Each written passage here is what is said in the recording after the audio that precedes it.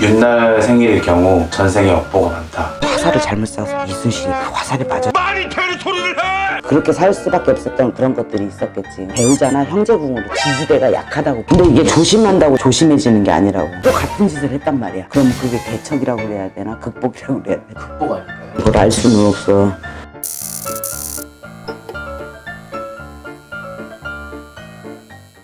질문을 한번 하면 좋을 것 같은데. 윤날 생일의 경우 전생에 업보가 많다. 전생의 업보, 나는 전생을 기억하지 못하는 관계로 그걸 알 수는 없어.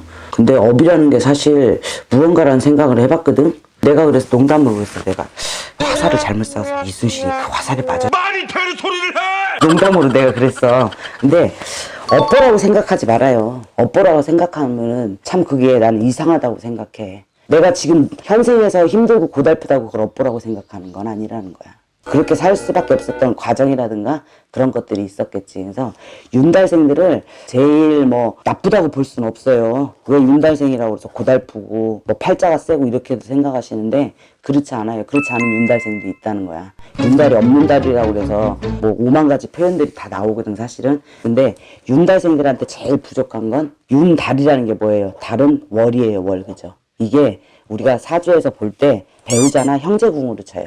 그래서 배우자, 사실은 지지대가 약하다고 보는 거야. 사람이 성인이 됐을 때는 가정을 꾸리잖아요. 그죠? 네. 그럼 배우자가 튼튼해야 돼. 남자고 여자고.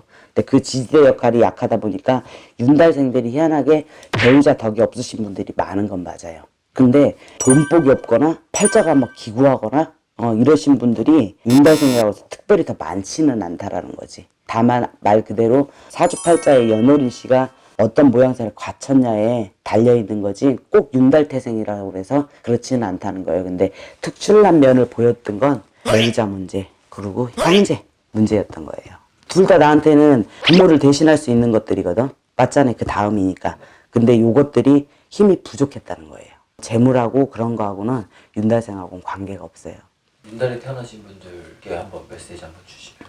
그러니까 내가 윤달생이라고 그래서 내 팔자가 내가 윤달이가 기구하거나 이런 생각은 안 하셨으면 좋겠고 말 그대로 그냥 뭐든지 사람은 운명은 개척하는 거예요. 말씀들 하시잖아요. 그러니까 순리에 따라서 거기에 맞게 현명하게 살아가라는 거예요.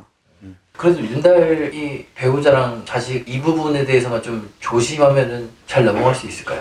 근데 이게 조심한다고 내가 그랬잖아. 조심해지는 게 아니라고. 조심한다고 조심해질 수 없는 게 사주팔자야. 분명히 내가 아까도 문자 보여줬지. 분명히 나는 내가 가르쳐줬어. 그지? 절대 이럴 때 문서 잡지 마시고 이거 매매 시켜드릴 테니까 이거 매매 되고 나고 직장을 다니세요라고 분명히 얘기했는데도 불구하고 또 같은 짓을 했단 말이야. 그게 뭐겠어. 신세 나와 있는 그대로 그 사람은 그 길을 간 거예요.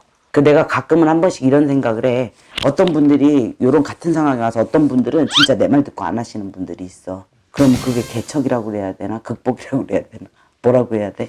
그거는 극복 아닐까요? 난 그렇게 생각 안 해. 아, 근데 그 사람들이 대부분 보면 문서에 관련된 일이 내가 얘기하는 뜬문서가 앉아 있었던 분들이야.